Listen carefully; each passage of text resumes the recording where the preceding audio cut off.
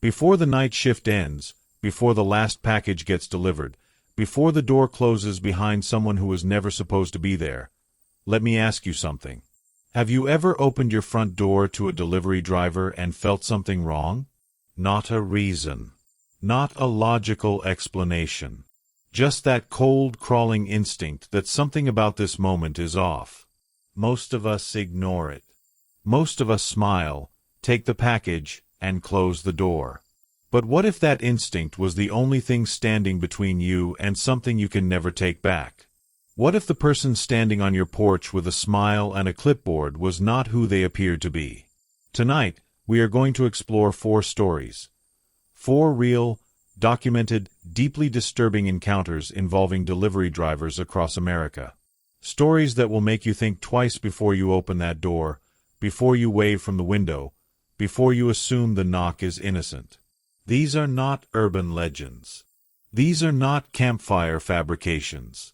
These are stories pulled from court records, survivor testimonies, news investigations, and the quiet, horrifying confessions of people who lived through something they still cannot fully explain.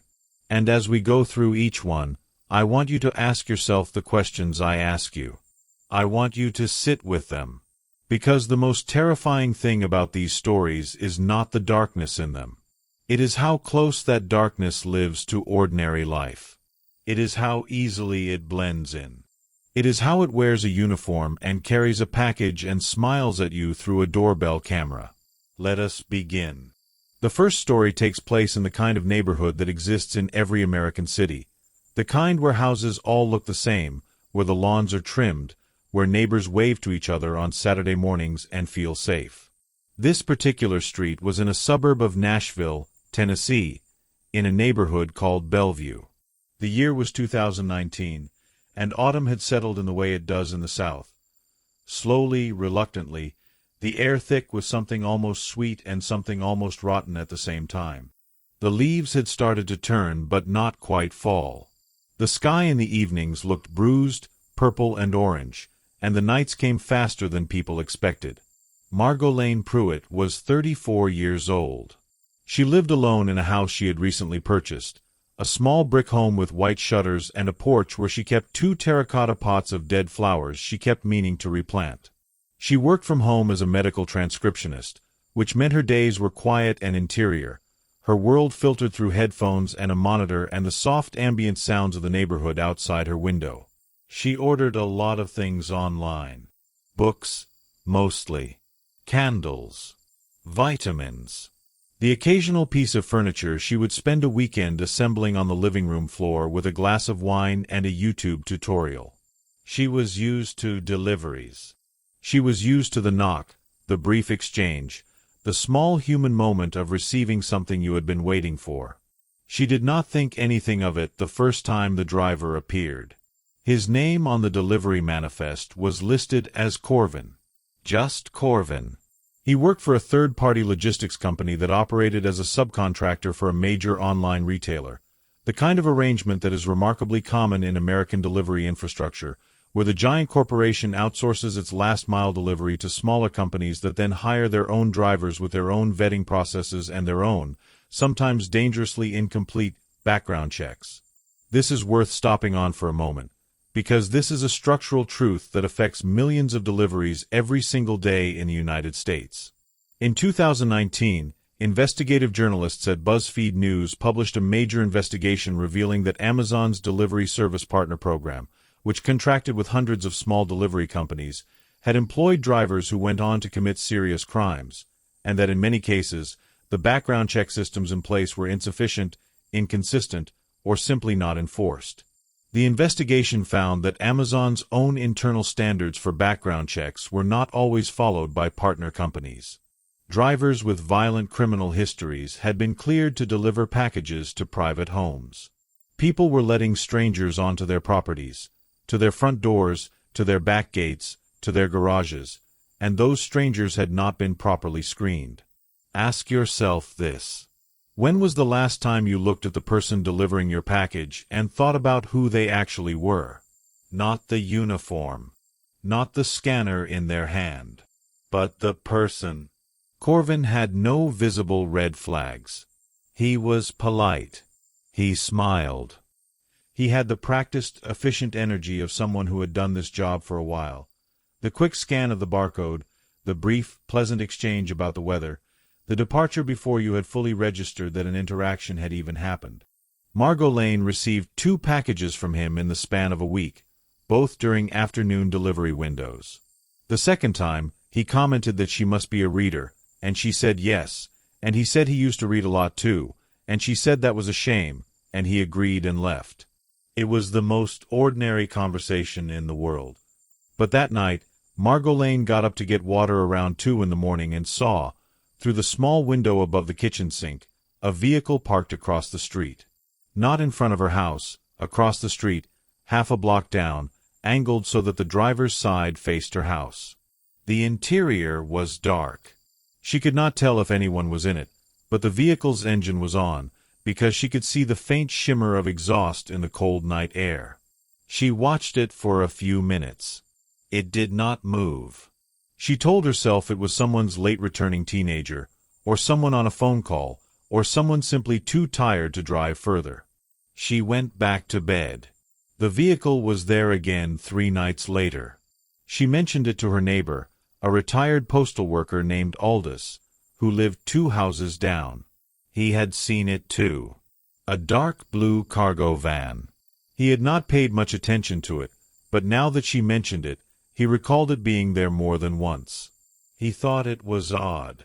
He did not know what to make of it. What Margot Lane did not know, could not have known, was that Corvin had been making notes. Not metaphorical notes. Actual physical notes. When police later searched his apartment, they found a spiral-bound notebook that catalogued, in careful handwriting, the addresses, delivery times, package contents were visible, and behavioral observations of dozens of women on his delivery routes. Margot Lane's entry was 4 pages long. It included observations about what time her lights went off at night, the fact that her front door lock appeared to be a standard keyed deadbolt, that her back gate was usually unlatched, and that she did not appear to have a dog. It included descriptions of what she was wearing when she answered the door. And it included a question that he had written and then circled 3 times.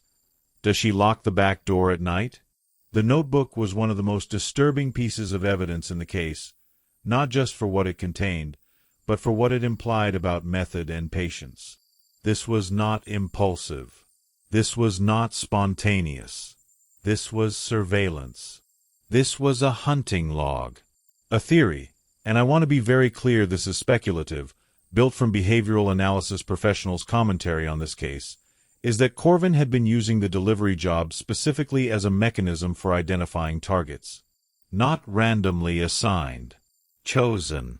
His route took him through neighborhoods where women frequently answered the door alone, and some investigators believe he may have arranged his schedule or traded routes with other drivers to maximize his access to those specific houses. If that theory is correct, it means the uniform was never incidental. It was the tool. Now here is where the story changes. Because what ultimately protected Margot Lane was not a security system, or a neighbor, or a police tip. It was a community app. A neighborhood social media group where residents posted about suspicious activity. Margot Lane posted about the van. A woman 3 neighborhoods over responded. She had seen the same van parked outside her home twice. She had received deliveries from someone matching Corvin's description. She had felt that same, hard-to-name wrongness. That woman, Thessaly, 41, a nurse, had actually taken a photograph of the van's partial license plate from her upstairs window, not because she was certain something was wrong, but because she trusted her instincts enough to document it. She posted the photo. The thread grew. By the end of that evening, 6 different women in that area of Nashville had contributed details. One of them forwarded the thread to a local police non-emergency line. Corvin was arrested 3 days later. He was charged with stalking and criminal trespassing. Police found evidence during the search of his vehicle consistent with premeditated entry, tools used for bypassing simple door locks, zip ties, a prepaid phone containing photographs taken from outside residential windows. The photographs, taken at night through curtains and from distances that suggested telephoto equipment, were of women inside their homes. He had been watching them for months. The investigation also revealed something that made this case broader than just one driver. Corvin had a username on a private online forum, the kind that exists in the darker margins of the internet, where he had shared his methodology, where other users had responded with encouragement, where delivery jobs had been explicitly discussed as optimal access vehicles because they normalized a stranger's presence at the front door. Law enforcement flagged the forum. Multiple investigations were opened in multiple states. The exact scope of what those investigations uncovered has not been made fully public, which is perhaps the most unsettling detail of all. What we do not know is always larger than what we do. Here is a question I want you to hold. The next time a package arrives at your door and the driver is friendly, pleasant, efficient, what would it take for you to notice if something was wrong? What signal would be strong enough to cut through the normality? Because Corvin was normal. He was ordinary. He was the kind of person who says he used to read a lot, and you say that is a shame, and you both go on with your day. And you never suspect that later that night, a blue van will be parked half a block down with the engine running. Now close that chapter of the story, and follow me somewhere darker. The second story moves us westward, to the sprawling California Central Valley, to a city called Fresno, a place that is frequently overlooked in the cultural imagination of California, sandwiched between the glossy coasts, a place of agricultural labor and economic tension and long, flat roads that stretch toward horizons that feel endless and indifferent. Fresno has one of the highest rates of package theft in the United States, which sounds like a minor statistic until you understand what that environment produces. An entire shadow economy of people who follow delivery trucks, who monitor delivery cameras, who exploit every vulnerability in the infrastructure of getting things from a warehouse to a front porch. This story is not about package theft, but it begins with the culture around delivery, and it begins in the summer of 2021, when the heat in Fresno was catastrophic. Days that hit 112 degrees, where the air shimmered and the concrete burned and people stayed inside with the blinds drawn and the air conditioning on, and the world outside felt hostile and bleached and inhospitable. Deliveries spiked during that period because no one wanted to go to the store. Everything arrived at the door. And that meant more drivers, more frequent visits, more strangers on more porches. Demetrios Callahan was 57 years old, a widower, a man who had worked in construction for decades before a back injury had put him on disability. He lived in a house he had bought with his late wife 20 years earlier, a small stucco place with an orange tree in the front yard that she had planted and that he maintained with something between devotion and grief. He was not wealthy. He lived carefully, on a fixed income, and he ordered groceries and household supplies online because it was easier on his back and because the heat made going out genuinely dangerous. He had 3 adult children, none of whom lived in Fresno. He called his daughter, Renata, every Sunday. He was, by every account, a gentle and private man. He had no enemies anyone knew of. He had no complicated past. He was simply a man living quietly in the life that remained to him. The driver who began delivering to his address in early July of that year called himself Patch. That was the name he gave to the other drivers at the depot, a small, independently owned courier company that had expanded aggressively during the pandemic delivery boom, hiring quickly and with a process that one former employee later described to a local journalist as basically just a pulse check. Patch had a felony record. He had served time for robbery in Arizona.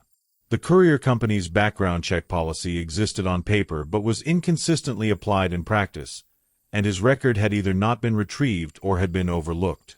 He had been driving for the company for 4 months. Here is something genuinely disturbing that very few people outside of logistics industry circles know.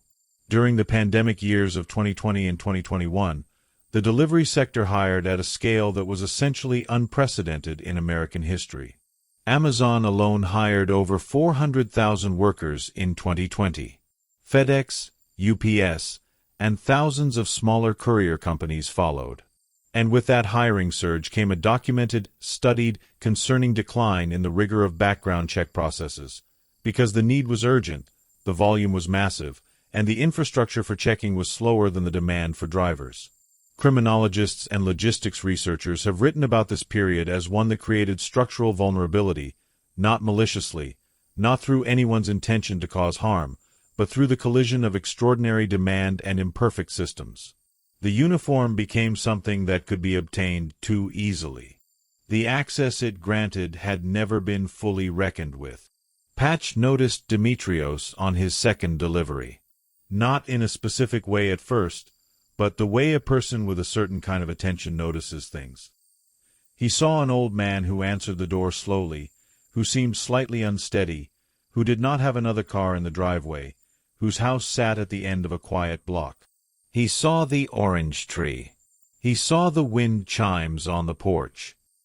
He saw, through the briefly open front door, the visible edges of a modest but comfortable life. A flat-screen television, a recliner, the corner of what might have been a gun cabinet but was actually a wooden bookshelf. He left the package and he drove away and he filed it somewhere in his mind.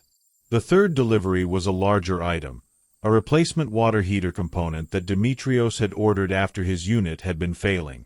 It required Demetrios to open the gate on the side of the house and show the driver where to leave it, because it was too large for the porch and Demetrios could not lift it himself. This is the moment that changed things. Because in showing the driver the side gate, Demetrios also inadvertently showed him the back of the property. The detached garage, the unlocked back porch door, the fact that the only camera visible was on the front of the house, pointed at the driveway, and would not capture anything happening on the east side of the yard. That evening, Patch mentioned to someone he knew, later identified in court as an associate with his own criminal record, that he had found a good one. Prosecutors would later argue that this phrase, which appeared in a text message recovered from Patch's phone, was code for a target. The associate texted back, "Old?" Patch responded, "Old and alone." What followed over the next 3 weeks was a slow-motion approach. Patch returned twice more, not on legitimate delivery runs, but driving a personal vehicle past the house at different times of day and evening, mapping the rhythms of the life inside. When the lights came on, when the television flickered, whether anyone ever visited, whether the orange tree's shadow hid the side gate from the street at night. On the night of August 9th, Demetrios was woken at around 1:30 in the morning by a sound he could not immediately place. Not a crash, not a shatter, but something more subtle, a change in the pressure of the air, the way you feel when a window opens in another room. He lay still for a moment in his bed, listening with the particular attention of a person who has lived alone long enough to know every sound his house makes. And this sound did not belong to his house. He reached for his phone on the nightstand and called 911. He whispered the address. He said he thought someone was in his house. He did not get up. He stayed on the line, and blessed the dispatcher who stayed with him, who kept her voice low and calm, and who told him that the officers were on their way and were 2 minutes out and to stay where he was and keep the door closed. The back porch door had been forced. Not dramatically, not kicked in the way it happens in movies, but carefully, with what forensic investigators later identified as a bypass tool used on the lever-style handle. Patch and his associate were inside the kitchen when the patrol units arrived. A neighbor's motion-activated floodlight, one the neighbor had installed after their own package was stolen the month before, activated on the side of the house and illuminated the backyard. The officers went around the back on the activated light tip from the neighbor who had also called after seeing unfamiliar movement. Patch was found in the kitchen. His associate was in the hallway, 8 feet from the door behind which Demetrios was waiting on the phone with a dispatcher. 8 feet. At trial, the prosecutor described this as a case that was centimeters away from catastrophe. The defense tried to frame the break-in as opportunistic and unplanned. But the text messages told a different story. The text messages told the story of a man who had used his delivery access to plan something. who had worn a uniform into someone's yard and used the trust that uniform generated to gather intelligence. The jury deliberated for less than a day. Patch received 12 years. His associate received 9. Demetrios Callahan still lives in that house. He still maintains the orange tree. He had a security system installed the week after the incident, along with camera coverage on every side of the property and a new back door with a deadbolt and a secondary bar lock. He told a local reporter that what disturbed him most was not the night of the break-in, it was the deliveries before it. It was the fact that the person who had planned to harm him had stood on his porch and handed him packages and smiled. He said, "I thanked him. I said have a good day. I thanked the man who was planning to rob me. That is the thing I cannot get over. I thanked him." Ask yourself this now. Think about the last person who delivered something to your home. Think about the moment of exchange, the scan, the signature, the brief conversational fragment. Think about how much of your home's layout became visible in that moment. The angle of the door. Whether your driveway has a second car. Whether you answered alone or with someone nearby. How much did you reveal, without meaning to, without knowing, to someone whose character you had no way to evaluate? This is not meant to make you paranoid. This is meant to make you aware. There is a difference, and that difference matters. Let us move on. And I want to warn you that the third story is the one that will stay with you the longest. Not because it contains the most dramatic crime, it does not, but because it is built around something far more insidious than physical threat. It is built around manipulation, around slow erosion, around what happens when trust is weaponized so gradually that you do not notice it is gone until there is nothing left. This story takes place in rural Vermont, in a small town that sits in a valley between two ridges of the Green Mountains, where winters are deep and long and the nearest town of any size is 40 minutes of winding road away. The isolation that characterizes this story is not metaphorical. It is literal and geographical, and it matters profoundly. Because isolation is a resource for certain kinds of people. Isolation means fewer witnesses, fewer check-ins, fewer social threads that might catch something wrong before it becomes catastrophic. Winifred, Winnie, her friends called her, though there were fewer of them nearby than she would have liked, was 62 years old and had moved to Vermont 5 years earlier after her retirement from a career in insurance underwriting in Boston. She had always dreamed of the mountains, of the silence, of the particular peace that comes from a view that has no buildings in it. She got all of that.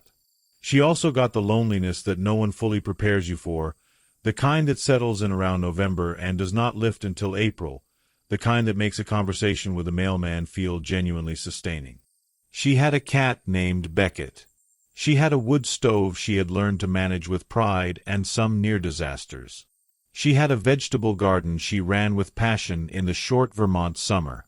She ordered most things online, because the nearest grocery store was 22 miles away and the nearest pharmacy was 30. Delivery was not a convenience for Winnie. It was a lifeline.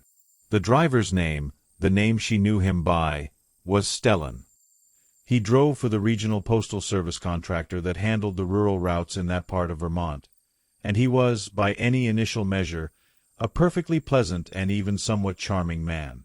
He was in his early 40s, well-spoken, with the easy confidence of someone comfortable with conversation. He knew his routes by heart. He knew his customers by name. He remembered what people ordered and asked after it on the next delivery. He was, in the vocabulary of rural communities, a good neighbor in the loose sense of the term. He was the kind of person who made the isolation a little lighter. The first gift appeared in November, about 8 months after Winnie had moved to the more remote property she now occupied. It was a small thing, a jar of local maple syrup left on her porch alongside a delivered package, with a handwritten note that said, "Thought you'd like this, Stellan." She was charmed. She showed it to her sister on a video call. She said, "Look, even the delivery man is kind here." Her sister said that was lovely and also a little strange, and Winnie said her sister was too suspicious, and they laughed. By December, Stellan was coming in for tea. This part of the story requires some careful understanding, because what happened with Winnie is the kind of thing that is profoundly easy to judge from the outside and profoundly difficult to see from inside. Isolation does things to social calibration. When human contact is rare, the standards for what feels normal shift. A conversation that would seem overly familiar in an urban context feels warm and necessary when you have spent 4 days without speaking to another person in the flesh. Researchers who study elder isolation and rural mental health consistently find that loneliness creates vulnerability not to one specific type of exploitation, but to any form of genuine seeming connection. The warmth is real. The response to it is real. The exploitation of that real response is the crime. Stellan was not immediately or obviously exploitative. He was patient in a way that suggests either genuine affection or terrifying calculation, and the boundary between those two possibilities is the most disturbing thing about this story. He listened. He remembered details. He told her about his own life in ways that felt confiding, intimate. He said he was going through a difficult divorce. He said he found the conversations on his route kept him going. He said that stopping at her place was the part of his day he looked forward to most. Here is a question for you. Have you ever been in a situation where someone's attention, their specific, warm, attentive presence, made you feel chosen? Made you feel seen? And how much did that feeling lower your guard? Because the feeling of being truly seen by another person is one of the most powerful psychological experiences a human being can have. And when that feeling is manufactured by someone with deliberate intent, it is one of the most powerful tools of manipulation that exists. By February, Winnie had lent Stellan $300. He had told her a story about a car repair and the difficulty of waiting for his next paycheck, and the request had come naturally from a conversation rather than as a standalone ask, and she had said of course without hesitation because he felt like a friend, because he had become someone who was woven into the fabric of her days. By April, she had lent him $1,100 more, in installments, for various stated needs: a medical bill, a deposit issue with his apartment, a temporary gap in income after he said his hours had been cut. By the following November, the total was $8,000. He never paid any of it back. The gifts continued throughout this period. Small tokens, local produce, a book he said made him think of her, flowers from a farm stand. The gifts were always smaller than the borrowings. They were maintenance. They were the ongoing signal that the relationship was mutual, that he valued her, that the money existed in the context of a real bond. What ultimately ended it was not Winnie's realization, at least not initially. It was her daughter, Calloway, who visited in December and who, with the particular clear eyes of someone stepping into a situation from outside it, saw what her mother could not. She saw a man who had positioned himself as central to her mother's emotional life. She saw the financial records when her mother mentioned, almost casually, the loans.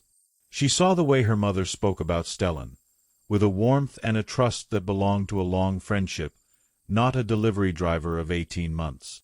Calloway asked her mother how many other people in her life knew about these loans. Winnie said she had not mentioned them to anyone. Calloway asked why. Winnie said she had not wanted anyone to think it was strange. Calloway said, "Mom, the fact that you didn't tell anyone, that's not a coincidence." That sentence broke something open. Winnie sat for a long time in silence. When Stellan returned for his next delivery, Calloway answered the door and told him directly and without drama that his contact with her mother was finished. Stellan attempted to frame this as a misunderstanding, a relationship being mispresented by a daughter who didn't understand it. He remained entirely calm. He did not get angry. He said he would respect whatever Winnie needed. That calmness, that practiced, controlled response to an accusation that would make an innocent person either hurt or indignant, was itself a data point. Calloway filed a complaint with the courier company and a report with local police. The investigation revealed that Winey was not the first. 3 other women on Stellan's route had similar stories. All of them lived alone. All of them had limited local social contact. All of them had provided financial assistance across periods of many months. All of them had believed, at least for a time, that the relationship was genuine. One woman, who had since moved away, had given a total of over $20,000. Another had allowed Stellan to use her address for certain deliveries, the nature of which she had not asked about and which investigators later found concerning. The charges against Stellan included wire fraud, elder financial exploitation, and theft by deception. The cases were difficult to prosecute fully because so many of the financial transfers had been framed as voluntary loans rather than coercive takings. The legal definitions mattered in ways that were maddening to the victims. Stellan eventually pleaded to reduced charges and served a short sentence. He was barred from working in delivery or in any position that granted regular access to private residences. But the financial loss, while significant, was not the thing that Winey described as the damage when she spoke about the case later. She said the real damage was to her trust. She said she had moved to Vermont to be close to something real, and what she had found was one of the most perfectly engineered fakes she had ever encountered.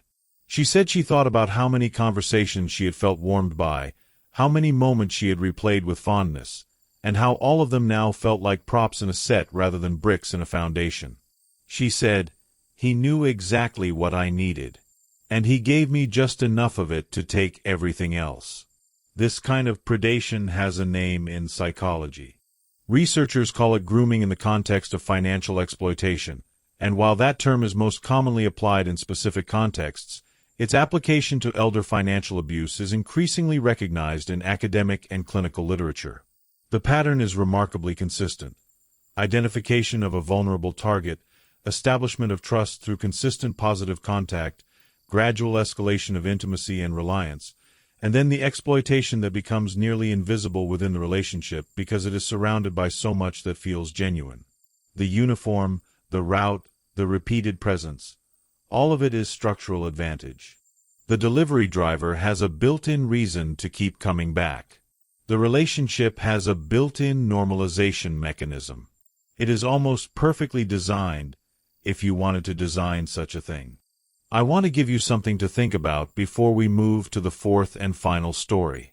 According to the National Council on Aging, financial scams targeting older Americans are the most common and fastest-growing form of elder abuse in the United States, causing an estimated $3 billion in losses annually, and that is only what is reported. Most is not. Most is hidden behind the same thing that kept Winey silent.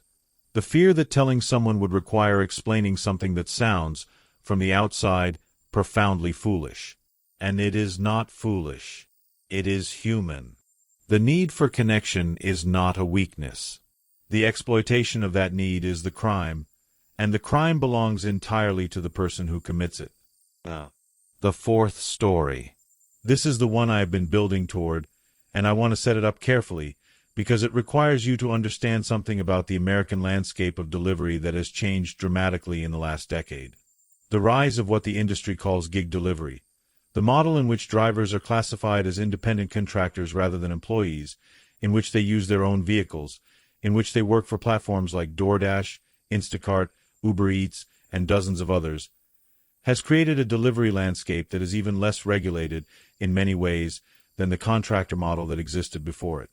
Platform companies have spent enormous resources arguing, legally and politically, that they are not employers and therefore not responsible for their contractors' conduct in the way traditional employers are.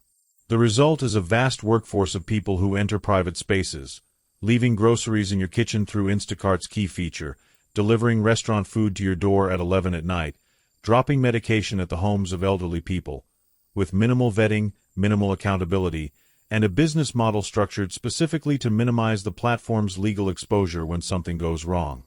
In 2020, ProPublica published an investigation finding that gig platforms had received hundreds of complaints about drivers engaging in threatening, inappropriate, or criminal behavior toward customers, and that their response systems were frequently inadequate, slow, or reliant on deactivating the driver from the platform without reporting the incident to law enforcement.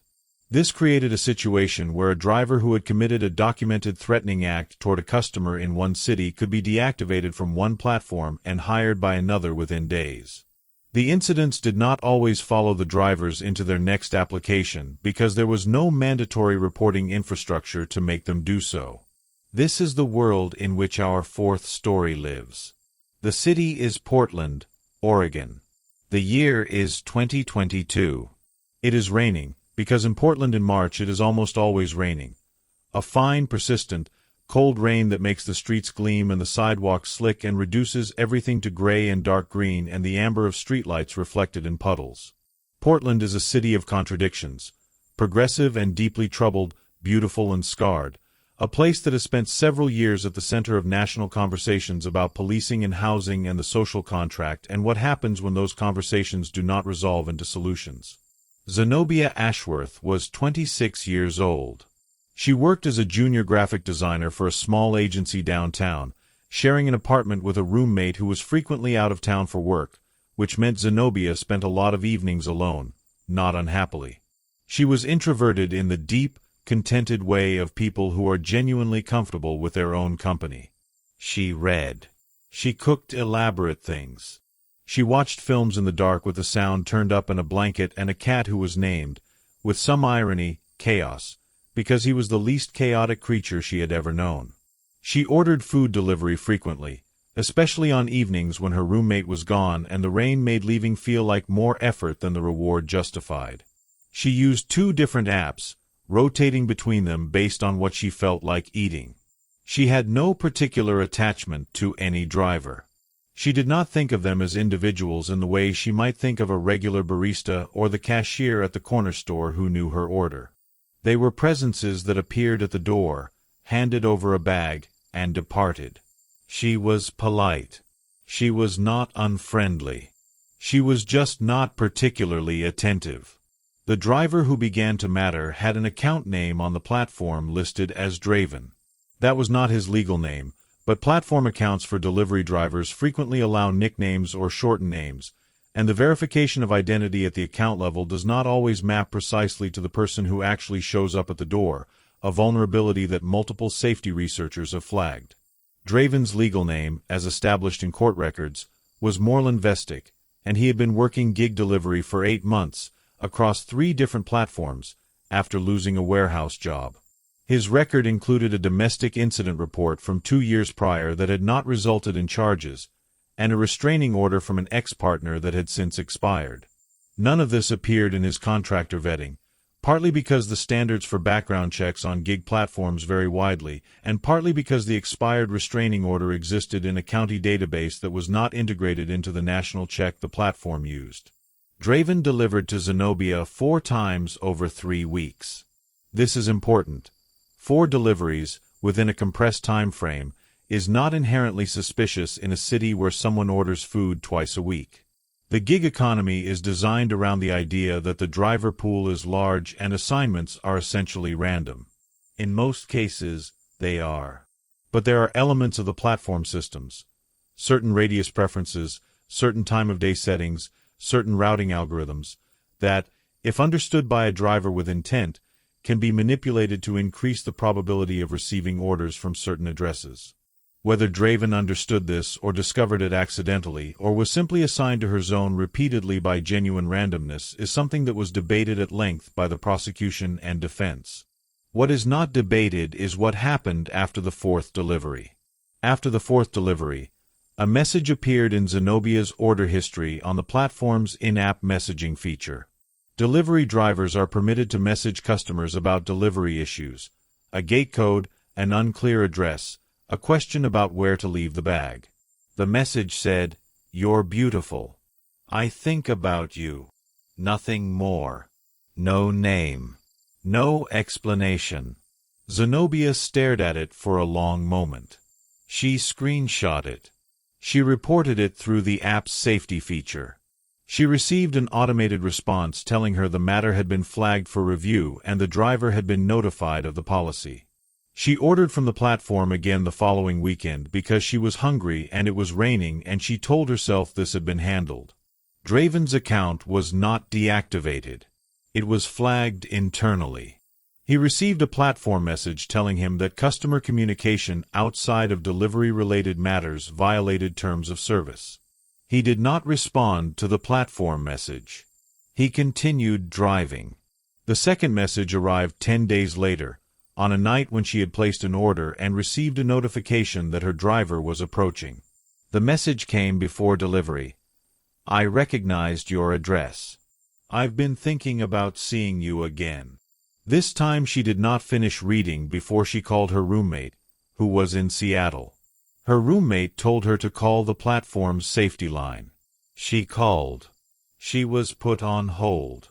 The food arrived at her door while she was on hold. She did not answer the door. She watched through the peephole as the bag was placed on the mat, as the delivery confirmation photo was taken by the driver. As the driver stood at her door for a count of 7 seconds before turning and leaving. 7 seconds is not a long time. But standing still at someone's door after completing a delivery, for 7 seconds, in silence, that is not nothing. Platform safety told her they would escalate. The driver's account was suspended pending investigation. A suspension, not a deactivation. He could still access the platform. He simply could not accept new orders while suspended. 3 nights later, there was a knock at her door at 10:47 at night. She had not ordered anything. She looked through the peephole and saw a man in a dark jacket with his face slightly angled away from the door's viewing angle, as if aware of where the peephole was. He knocked again, softly. She stood perfectly still. He knocked a third time, and then she heard him say, almost conversationally, as if they were continuing a discussion, "I just want to talk." She was already dialing with her phone in her hand. She called 911. She whispered to the dispatcher that there was a man at her door who she believed was the delivery driver who had been sending her messages. The dispatcher told her to stay back from the door and stay on the line.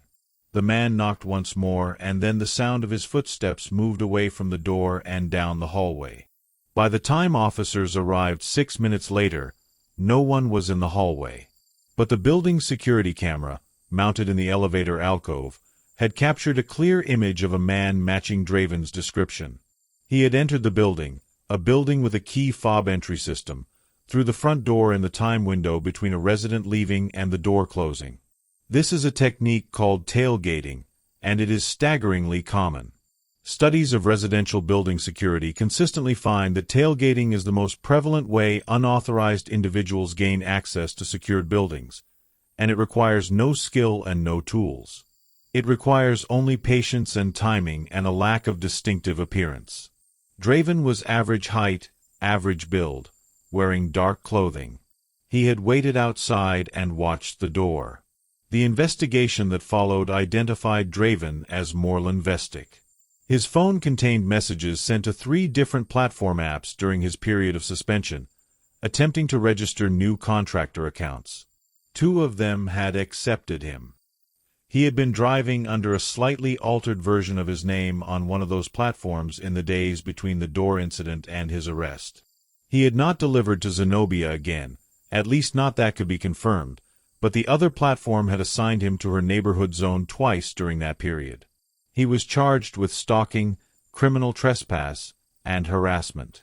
At sentencing, the prosecutor presented evidence of the platform company's handling of the initial complaint as context for how the situation had escalated, not as a charge against the company, but as a documented illustration of how the gap between reporting and action creates danger. The judge noted in her sentencing comments that the platform response had been inadequate and that the case should prompt legislative attention to gig safety standards. Draven received a sentence of 4 years. The platform revised its messaging policy following the case. The revision added a 24-hour window in which flagged accounts could be reviewed before being allowed to continue active delivery. Safety advocates called this insufficient. The company said it was committed to ongoing improvement. Zenobia moved. She did not stay in that apartment. She could not look at the peephole in the same way. She said in a victim statement that the thing that disturbed her most was the awareness that he had learned where she lived through a system she had used in complete innocence, that the transaction of ordering dinner had produced, without her knowledge or consent, a connection she could not undo. She said, "I didn't invite this. I just ordered food. I was just hungry and it was raining and I just wanted dinner and somehow that became this. And somehow that became this." Those words are worth sitting with. Because the horror of this story is not the horror of exceptional circumstances. It is the horror of the ordinary. Of the completely routine act of using an app on a phone on a rainy evening. And what grew from it. I want to close this with something broader than any single story, because these 4 stories are not isolated incidents. They are points on a constellation. They represent a pattern that researchers and criminologists and safety advocates have been documenting for years, a pattern that sits at the intersection of technology and trust and the particular vulnerabilities of domestic life. The American delivery landscape handles approximately 84 million packages per day. That figure comes from industry data compiled in 2023, and it is still growing. Every single one of those packages requires a human being to carry it to a human being. Every single one of those interactions involves a stranger at a door. In most cases, in the overwhelming vast majority of cases, that stranger is simply someone doing a job. They are exhausted and underpaid and working through a shift and thinking about their own home and their own life, and the package is just one of hundreds and you are just a name on a manifest. The normalcy of delivery is real. The safety of it, statistically, is real. But the exceptions matter. Not because they are frequent, but because the structure that enables the exceptions is widespread. The insufficient background checks. The inadequate reporting systems. The classification models that diffuse accountability. The cultural normalization of the uniformed stranger at the door, which is so complete, so thorough, that it has become invisible to us as a consent structure. We have agreed collectively, without discussion, that the delivery driver has access to our porch, our gate, sometimes our home, our routines, our names and schedules, and the patterns of our daily life. And we have agreed to this without asking who is on the other side of that agreement. Without demanding adequate accountability from the systems that bring that person to our door. There are things researchers recommend and that safety professionals emphasize. They say to vary your delivery instructions rather than establishing completely predictable patterns. They say to use secure package lockers when available, because these eliminate the need for a driver to approach the door. They say to be aware of what is visible from your front door when you open it, the angle of your entry, what can be observed about your home's interior, whether you appear to be alone. They say to trust the instinct that something feels wrong, because that instinct is not paranoia, it is data. It is your brain processing information faster than your conscious mind can articulate it. They say to report concerning behavior through every available channel. The platform, the delivery company, and when the behavior warrants it, law enforcement. Not because every report leads to an arrest, but because reports create documentation, and documentation creates pattern visibility, and pattern visibility is how predators get caught before they reach the door at 10:47 at night. And they say, this is perhaps the most important thing, that the responsibility for this does not lie with the recipient of the package. The responsibility lies with the systems that have built this infrastructure without building adequate safety into it. The delivery model in America has prioritized speed, scale, and cost over safety. The question of who is knocking at your door has been answered by the market rather than by any meaningful public conversation about what we owe each other in terms of protection. There are also things that remain unknown. There are drivers whose notebooks were never found. There are routes that were never investigated. There are communities, rural ones, elderly ones, isolated ones, where the pattern's whiny experience played out and were never reported because the victim did not have a Callaway who came in December and asked the right questions. The documented cases are the visible part. The iceberg below is of unknown depth. And this brings me to one final thought before I leave you with the silence after the story. There is a theory, held by a small number of criminal behaviorists and researchers who study organized exploitation, and I want to emphasize that this is a theory. It is speculative, it is not conclusively proven, that some of the patterns we see in delivery-based predation are not purely individual. That the online forums and networks, like the one Corvin participated in, represent not just isolated bad actors sharing tactics, but something more organized. Something more deliberate. The idea that the delivery infrastructure is understood, within certain communities of individuals with predatory intent, as an optimal access mechanism, that this understanding is shared, taught, refined. If that theory has any substance, the implications are deeply unsettling, because it means the vulnerability is not just the product of individual bad judgment or opportunistic crime. It means it is being studied. It means someone, somewhere, is thinking very carefully about your door. The packages will keep coming. 84 million per day and growing. The drivers will keep knocking. Most of them are just people doing a job, cold and tired and counting the hours. But some of them are something else. And the difference between those two things is not written on anyone's face. It is not announced by a uniform or a smile or a clipboard. It is hidden in a notebook. It is hidden in a text thread. It is hidden in the 7 seconds of silence at the door after the bag has been set down and the photo has been taken and the person you cannot see is still standing there. Tonight, before you go to sleep, I want you to do something. Just one thing. Think about your front door. Think about the people who have stood on the other side of it this month. Think about what they could see. Think about what they learned. Not with paranoia. Not with fear that disables you. But with the clear, quiet, serious attention of someone who knows that awareness is its own form of protection. Because the most powerful tool against what these stories describe is not a lock, and it is not a camera, and it is not an alarm. It is the refusal to look away, the willingness to notice, the courage to trust what you feel when something feels wrong, even when you cannot name it, even when it seems small, even when the person on the other side of the door is smiling and holding a package and your name is on the label. Margot Lane noticed the van. Demetrios called before the footsteps reached his door. Calloway asked the question in December. Zenobia photographed the messages and called before she opened the door. Each of them did something that, in a different moment, they might not have done. Each of them listened to something quiet inside themselves that said, "Wait. Look again. This is not quite right." That quiet voice is the most important delivery you will ever receive. Listen to it. Stay safe. And keep the lights on tonight, because these stories do not end when I stop telling them.